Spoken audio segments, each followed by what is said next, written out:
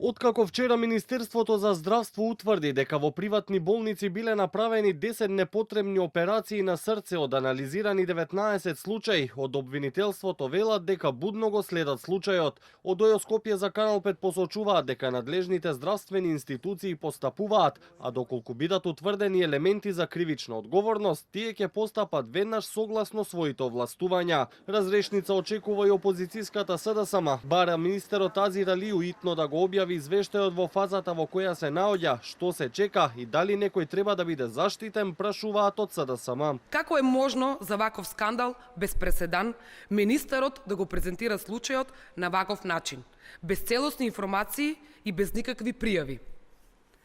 Министерот Алију тврди дека комисијата утврдила непотребни операции, но во истата реченица вели дека извештајот не бил финален.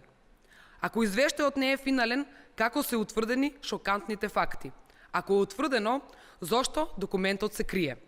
Зошто не се објавуваат имињата на клиниките и лекарите кои стојат за тие интервенции?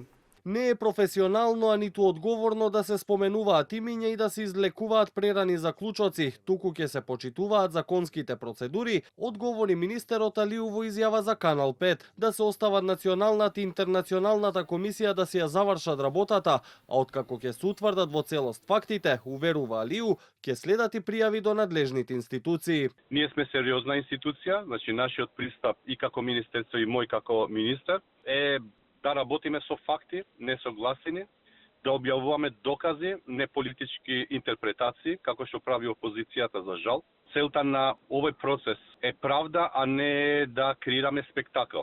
Значи, финалниот извештај уште еднаш ќе биде објавен со целосна транспарентност и секој одговорен ќе сноси соодветна одговорност и ќе бидат адресирани институциите кои што се одговорни.